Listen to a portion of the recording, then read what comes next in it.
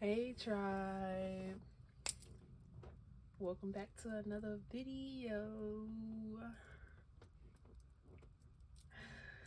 So how'd you like the first one? How'd I do?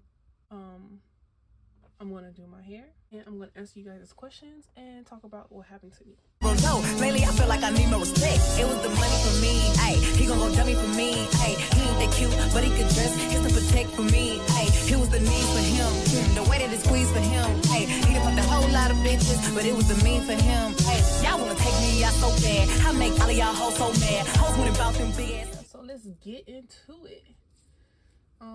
As you guys know, as I've said many times before, I am a recent amputee, and my situation happened from catching COVID. So COVID is real.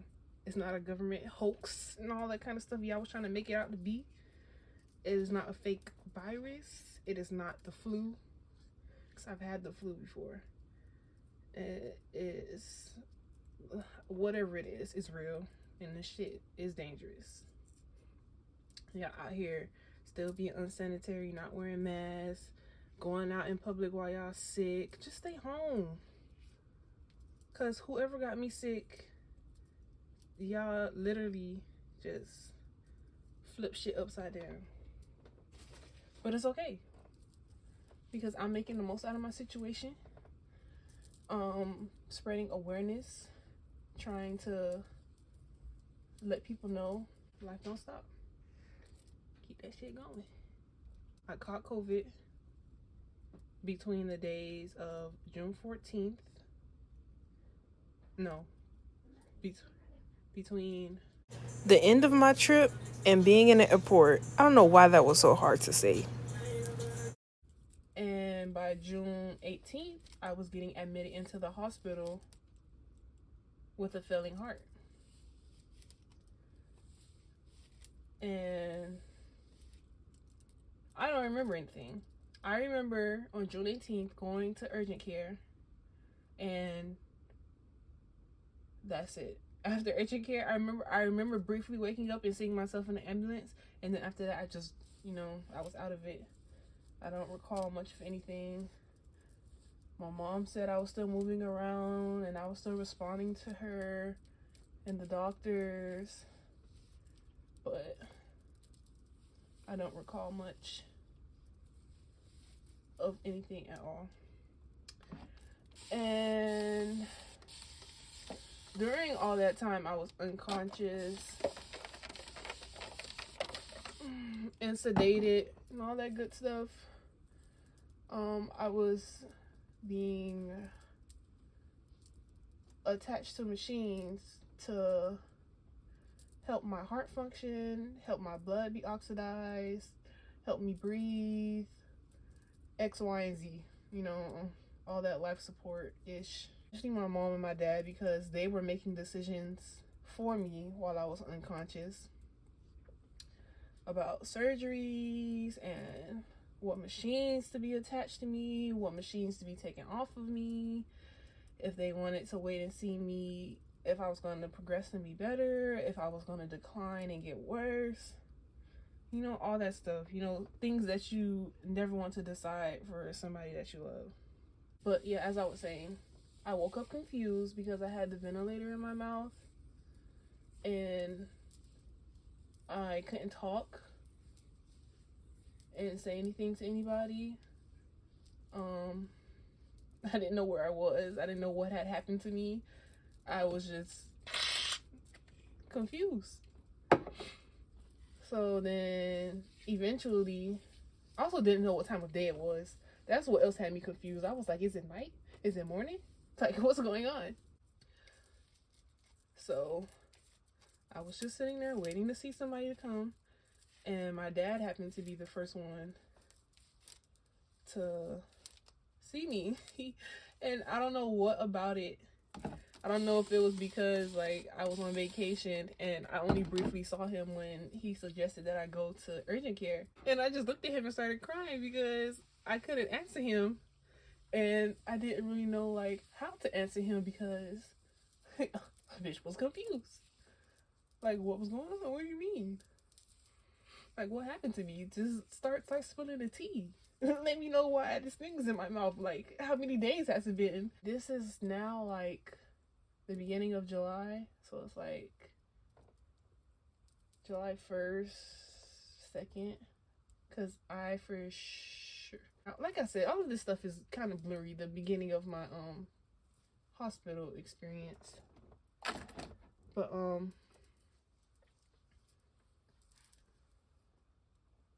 eventually they took the ventilator out.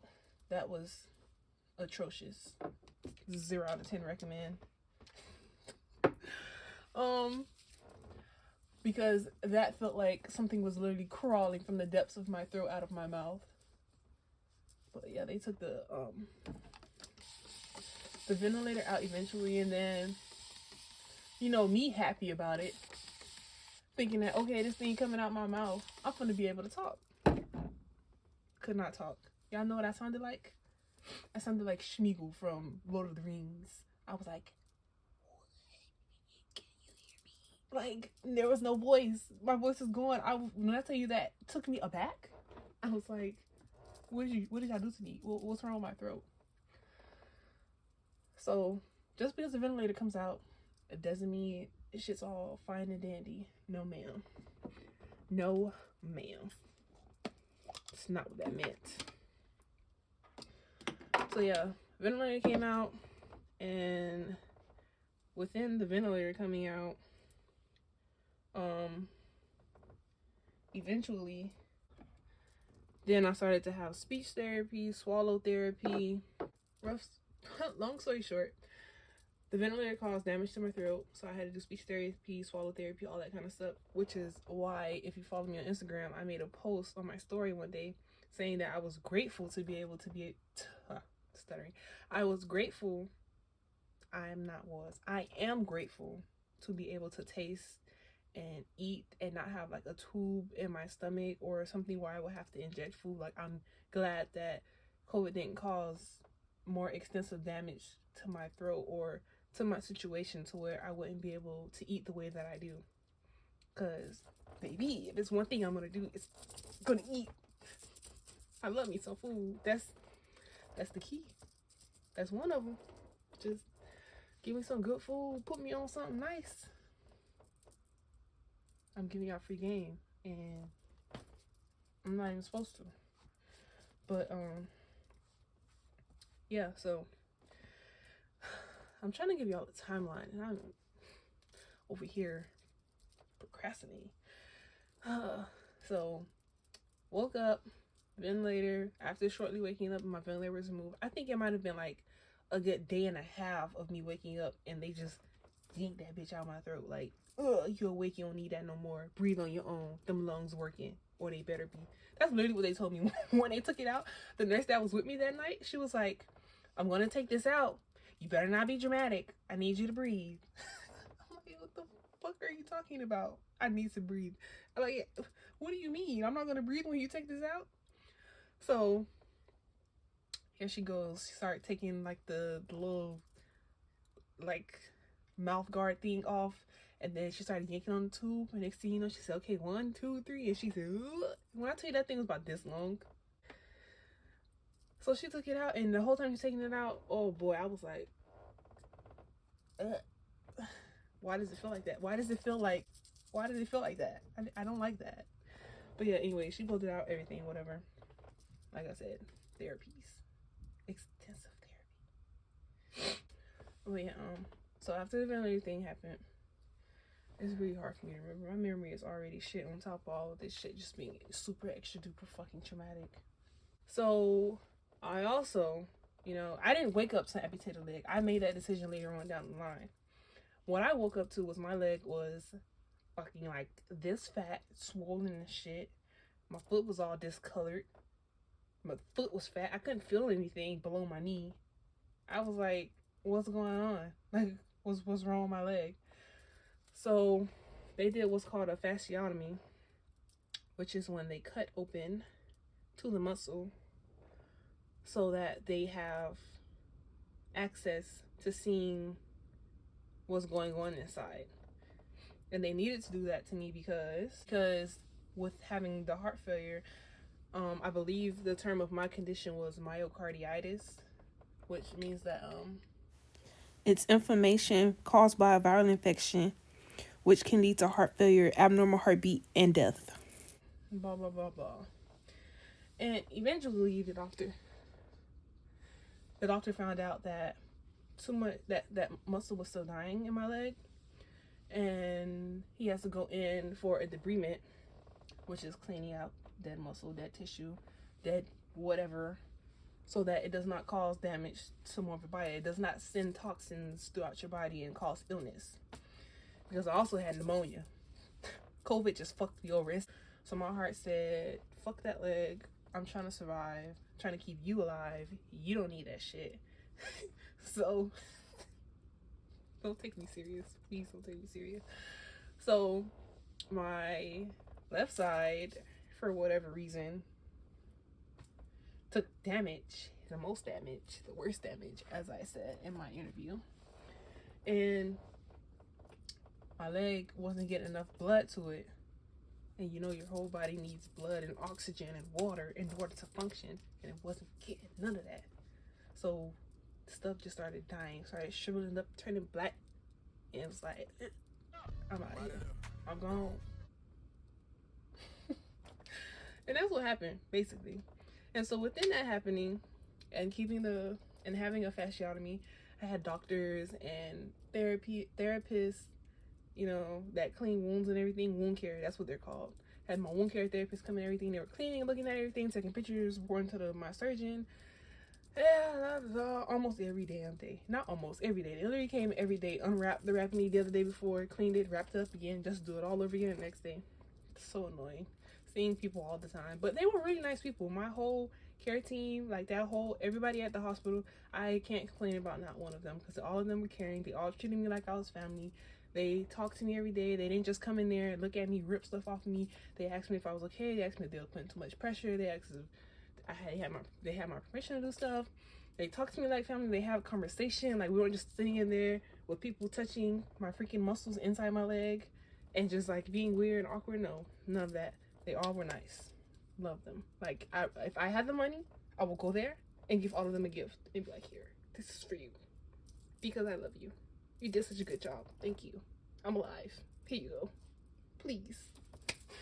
But no, like, literally, that's how they were. So I had the fasciotomy, and with having the fasciotomy, you know, they were watching to see if my leg was savable. Another one. It just, COVID was just not fucking with me. It tried to get me. But yeah, so they had to watch it really well to make sure that it didn't make me sick all over again with something different. And he found out muscle and tissue and all that stuff died. So he said, hey, we have to schedule a debridement. How soon do you want to have surgery? I know you only just woke up, but we have to do this so that you're not, you know, bad and nothing bad happens to you. Yeah, so I had the debridement surgery. He went in and he took muscle out that died. And basically, when I woke back up, he told me that I would not be able to do my foot like this. I would not be able to flex it up and down. I would not be able to move my foot like this to walk. It wasn't going to happen because he took that muscle away. That's what died in my leg. So I was like, well, what that mean, player? Like, what that mean for me? What I'm going to do? If I can't move my foot and walk, then how I'm going to walk? And then I was asking him, I'm like, well, when is my leg the swelling going to go away? When are you going to close my leg up? When?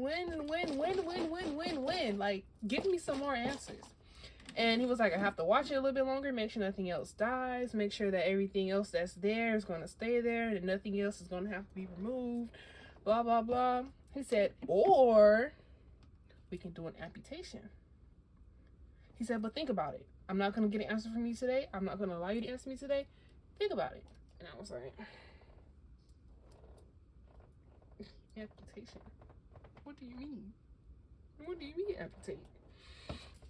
On top of me already having the feelings that when I came back from that debridement, my leg looked, yes, I looked at my leg. I looked at the flesh and bone that was out in the open, just dangling.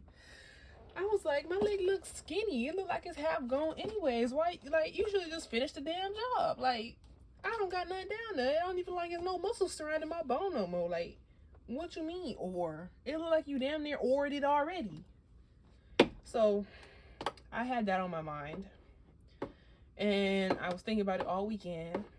And my parents were also, you know, there for the conversation and the decisions that we had to make about my future and my health. And we all were just like, nobody wants to have their leg amputated. No, nobody wants to do this, nobody wants to do that. But they weren't the ones sitting there for that wound care cleaning. See, before the debridement surgery, I was chilling. I couldn't feel nothing. They was cleaning my leg, my muscle, you know, moving it out the way, pulling stuff off, cleaning it, spraying it, all that kind of stuff. But boy, after that debridement surgery, nah, I didn't want nobody to touch me. I was mad at them when they came in there and took that wrap off. Pissed. They had me on Perkios. They had me on that Fitbit. I don't want to say the real name because I don't want to get in trouble for trying to, you know, somebody trying to say that I'm trying to encourage y'all to take stuff, which I'm not. I had them hard narcs up in there. And I still fucking felt the pain of them cleaning my leg. Oh my gosh. I was in there gripping pillows, gripping the bed, squeezing the nurse hand, crying. When I tell you that pain is unreal, and I have a high pain tolerance. I have a high pain tolerance. You know, I don't even know if you can see this one. This one right here. I have a high pain tolerance. I've dealt with a lot. I had an industrial bar. I had this piercing. I had the surface. I had my nose. I had this. P.S. I'm getting all of them back because I don't appreciate that they took all my stuff out in the hospital, even though I know they had to make sure that I was good and they can access me. But all of my holes damn near closed. But that's besides the point, besides the story. That pain, baby, just take me out, why don't you? So much pain! So much pain! What? Like, what do you want from me? What do you want from me? Every day. Every damn day. And sometimes it'd be like 11 in the morning, or it'd be 1 in the afternoon. Like, I'd be just ate breakfast, I'd be just had lunch. I'd be in there chilling, watching anime, Netflix, whatever the hell I felt like watching. YouTube. And then here they come ruining my day, pumping me with drugs, and making my leg hurt, got me crying. Anyways, so that shit was hurting so bad. I texted my mom and my daddy. I said, I'm going to talk to the doctor tomorrow, and he's going to cut this off. And they were like, what? We just had surgery. What do you mean? What do you mean? I'm like, what you mean what I mean? You ain't the one up in here getting pumped with drugs and still in pain. I don't want to deal with this for a whole nother week. I said, it's gone. I'm sorry. I'm just going to have to deal with it after it happens because that's better than this. And I said, on top of that, my leg damn near half gone anyways. What I'm keeping? Because I ain't going to be around here doing this when I walk. Because I got to drag that bitch behind me. Nope. Wasn't happening. That's not cute.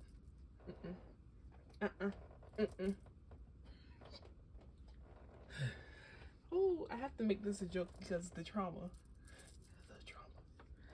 But, yeah, so that next week, my leg was amputated. I had surgery.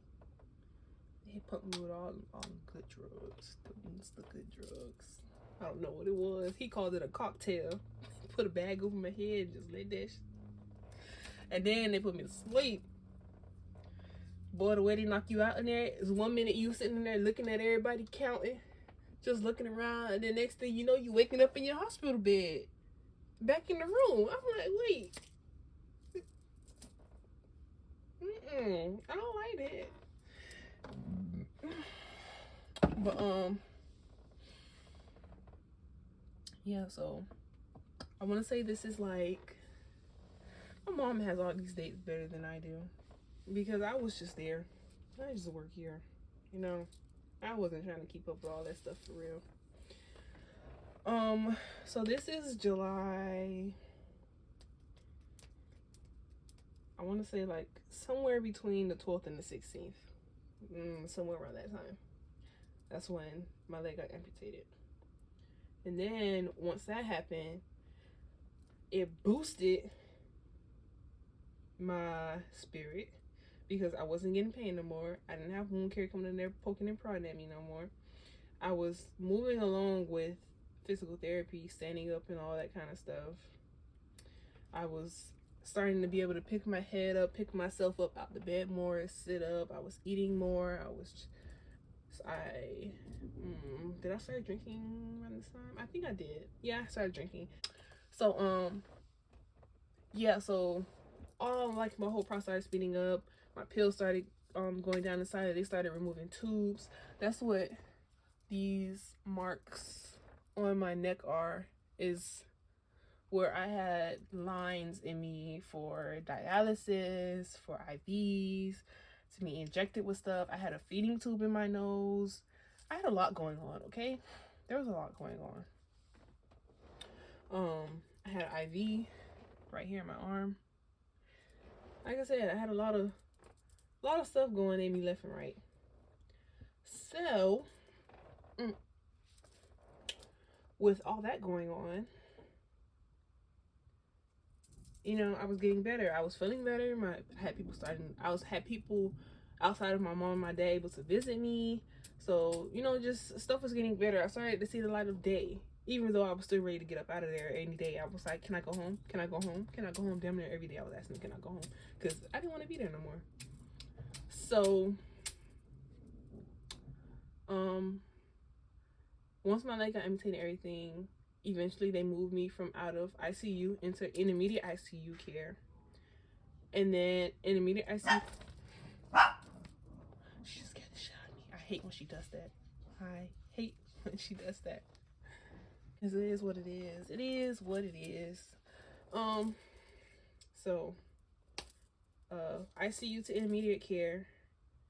Intermediate ICU care. So I'm still in the ICU, but I'm in, like, the side where you're not about to die no more. So, they put me there, and from there, I spent 3 days there. 3-4 days, and then I went to rehab. When I tell y'all, I was happy to go to rehab, because that meant I was a week away from going home. And that's all I've been asking, when I'm gonna go home, because I'm tired of being blocked up in this goddamn hospital, having visiting hours and shit. Like, that's just ghetto. Like, I want to be around my people. I don't want to be in here with y'all no more. I'm like, I done seen enough of y'all. So, intermediate ICU care to rehab. And in rehab, that's when, like, I was doing 3 hours of rehab a day. So it went from them people coming in there just making me stand up for like a good 10 minutes to 3 hours. They was like, yeah, you got to learn how to function on your own again. So went to rehab, and all that basically was preparing me for life back at home, how to handle being at home as an amputee, like just like how to function so that I have a minimum risk of falling. So I was using a walker to like help myself hop around until I got enough strength to do it on my own. They were showing me how to get in and out of a car. They was telling me how to maneuver around the kitchen. They were showing me how to pick stuff up if I drop it. They were telling me the like tools and stuff that I have to use to shower and use the bathroom. It was just like, you know, just like taking me through my new life, basically, like walking me through how to deal with everything. And after that, because typically they said people spend between 14 to 25 or 26 days.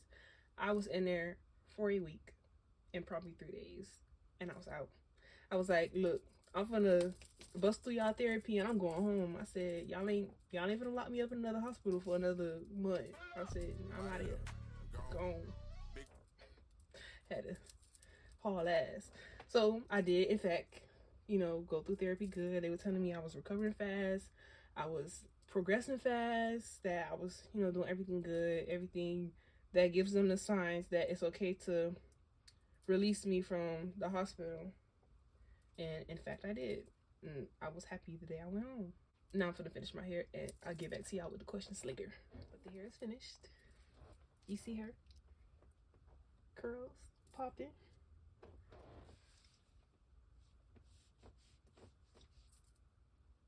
Yeah. Okay. So, I'm gonna answer the questions now that I got asked on my Instagram. I posted a question thing on my story, and some people asked me questions, so I'm gonna answer them now. So first we have, how was the pain? Like I said before, I had pain with the fasciotomy after my debridement surgery. That was excruciating. Like 1,000 out of 10. Terrible pain. Like, you know how you'd be like on a scale of 1 to 10, how bad is your pain? 1,000. It was perkios, bent. None of that was working to it. Yeah, so after the fasciotomy pain, I'd probably say right after my amputation surgery while it was swollen, and if I stood upright and like, you know, everything rushed to the bottom, that hurt. That pain, that was, it feels like somebody lit a fire under my leg. Like that was not fun. What else? Oh boy, because I have 2 sites by my groin where they had put the ECMO machine in. While it was healing, they had to put like these waterproof bandages over them, and I was in the hospital for a minute, y'all. So you know,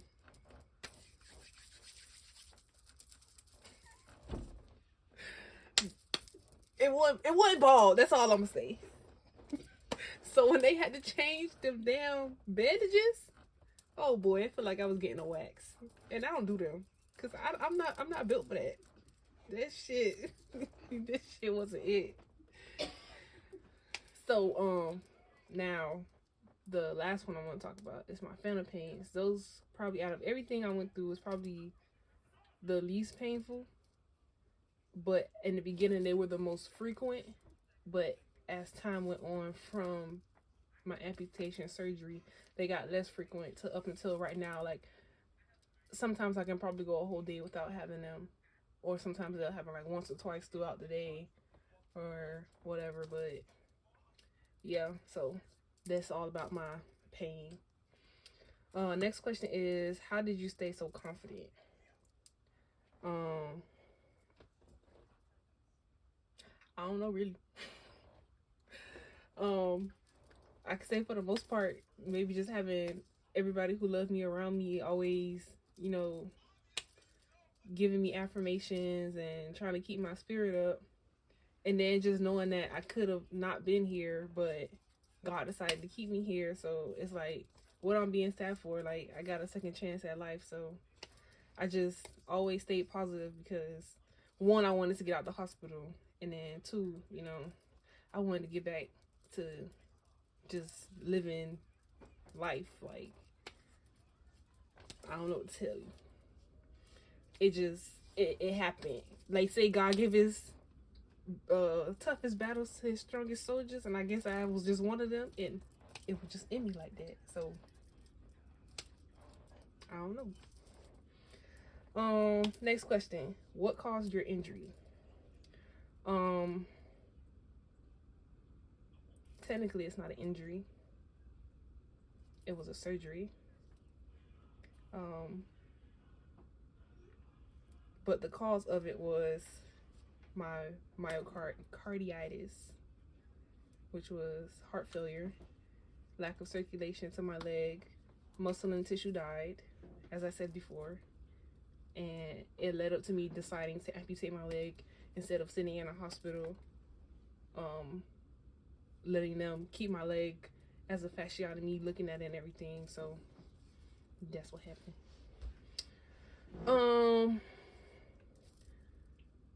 Next question, or this one, yeah, it's a question still. It says, though we can't see the negative, what are positive aspects of your new chapter? I can say one of the biggest positive things is that I'm taking it in a stride and I'm doing what I can to I'm gonna read the question again. So the next question is, though we can see the negative, what are positive aspects of your new chapter? Positive, I guess you can say, is that I'm taking it in a stride and, you know, I'm accepting this new way of living and doing what I can to just like bring attention to the situation that, like, you know, COVID is still real. COVID can do damage to certain people worse than others. COVID can be life-changing. It is not a hoax. It's not something to be taken lightly, because that whole underlying health issue thing is real, and that's what happened to me. I had heart issues that I was not aware of, so X, Y, and Z happened. But as I said, I'm alive, so that's positive. Next question. Are you mentally getting better, and do you be in pain when learning how to walk? Mentally, yes. I get better every day. Days get easier. Everything's get easier. I stop stressing about so much. I stop thinking about like the little things, because at first, like, I would get frustrated because I couldn't do anything for myself, and that simple task were now hard for me. But, you know, the more I grow, the more rehab I do and all that stuff, it also makes my mental better. Do I be in pain when learning how to walk? In my prosthetic, no, not really. I can get sore at my site because it's still muscle and bone there, so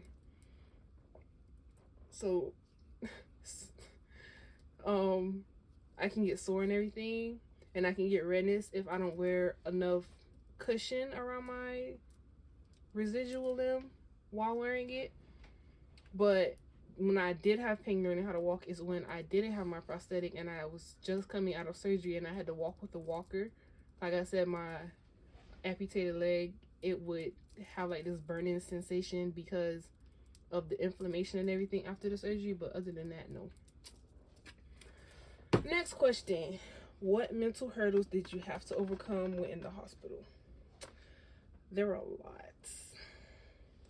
There was being alone for majority of the day. There was not eating and drinking as much as I would like to. There was the fact that I realized I lost a lot of weight. My face was swollen. Having to make the decisions that I had to make.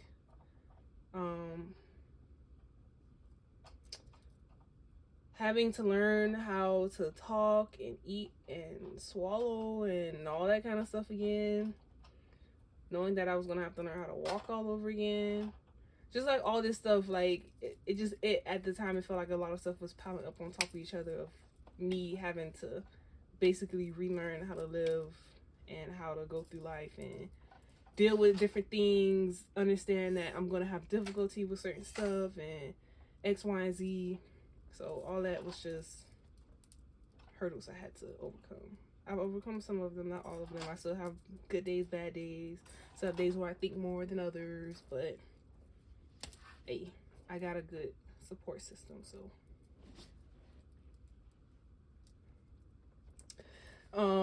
Everyone knows the obvious, but what is the big difference within your life? Everyone knows the obvious, but what is the big difference within your life? Big difference. Big difference. I don't know what I would say my biggest difference is, besides the obvious, which is that my leg is gone. I don't know. I guess I would say my approach on life, my approach at how your life plan is, or God's plan and all that kind of stuff. Like, I would say that's the biggest difference at how I would approach life. Was there ever a thought of death? No. Like I said, I was unconscious for a lot of what happened to me. So there was never a thought that I was going to die. For me, at least. Outside of me, with my family and everything, that's probably a different story. What were you thinking when you found the news that it had to get amputated? When I found that out and my surgeon first came to me with the whole situation, I was taken aback. I was like, I gotta do what? What's about to happen? What you mean? I'm like, so you can't just sew it up and I could just go home? Like, what? Like, I'm really finna leave here without a part of me? It was just crazy because, like, you just never think that something like that would happen to you. Like, that never ever in my mind ever crossed my mind. Like, dang, what happened if one day I have to amputate my, like, that's not something you think about. So having to think about it and having to make that decision was just crazy. It was a big decision. Nobody wants to have to make a choice like that. My mom and my daddy wouldn't make the choice for me while I was unconscious because they wanted to do that at first. When I first got to the hospital, because it was swollen so much, they wanted to just get rid of it right then and there. But they wouldn't make that choice. They wanted to let me make that choice. So it was just crazy. Next, you're a strong young woman. I don't know you like that, but I'm super proud of you. Keep going. Thank you. What happened to your leg? I've kind of already answered this. I hope you got a good enough answer from what I already gave. If not, leave a comment and I'll comment back. If you had phantom pain, how do you deal with it or overcome with it? I have had phantom pains. To deal with them, I have to give a sensation to my limb where the rest of my leg ends. Pat it, tap it, hit it, rub it, take different type of surfaces and go across it. Just all that kind of stuff to help my brain understand that what used to be there isn't there and that's the end of it. So stop trying to send signals to what's not there because that's what causes the pain. Next question. What could I have done more to help?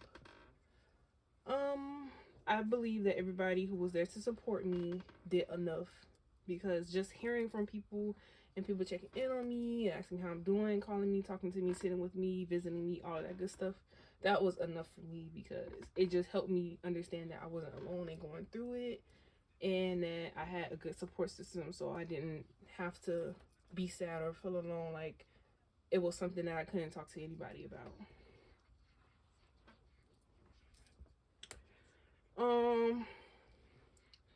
Has this changed your outlook on life? Yes. Yes, yes, yes. 100 times yes. It really shows you that anything can happen. Life is spontaneous. Death happens unscheduled, unchecked. Like, anything can just pop up in your life without you knowing. Like, you could have had the best day planned and something's gonna come and just show up that you didn't expect, whether it be good or bad. Like, it just, I don't know, it makes you want to take every day as it is. Like, be grateful that you get to wake up another day, grateful that you're able to eat another day, that you're able to talk to the people that you love, like, all that good stuff. Like, also that whole thing was like, grudges, don't hold a grudge, because you never know when somebody is not going to be here, because that happened to some people who I was sitting with. We weren't talking, or we hadn't talked in a while, and then boom, they got a message that I was in a hospital, and you never know if you're going to be able to make up with that person or ever talk to that person again. So be grateful, live life right, don't be nasty. Is it hard to stay positive? I can see it being hard to stay positive. I've had my doubts some days, but overall, I would say no, for me at least, because for a majority of the time I am positive. I'm happy. Like, I'm not ungrateful for anything, and I have, like I keep saying, I have a good group of people around me, so they help a lot. Like, a lot. Why did you have to get it amputated? Kind of already answered that question already. My reaction to finding out it was happening, I didn't really have a reaction because I made the decision. So that was my reaction, my decision. Another, what caused your leg to get amputated, and mentally, are you ready for the transition? Yes, I'm ready for the transition. I am transitioning. I will forever be transitioning because as an amputee, nothing ever stays the same. There are always changes. There are always appointments. There are always adjustments. It's always something because you fluctuate in life. Do you want to get back into running? Yes, if not competitively, just regularly for health and exercise purposes. I want to run. I want to be back in the gym, especially back in the gym. I like lifting weights. I like being active, all that good stuff. What exactly happened? You're watching the video. I'm explaining it all. I hope you enjoy. And that seems to be it for the questions. If you have more questions, you can leave me a comment. You can hit me up on Instagram. You can text me if you got my number. I am willing to elaborate. I'm willing to answer all kind of questions. I'm willing to tell you guys my story. That is the whole reason why I'm here. So that's the end of this video. I hope you guys enjoyed. I'm loving all the love that you guys are sending me and the interest that you guys are showing in my story and everything that I have to go through.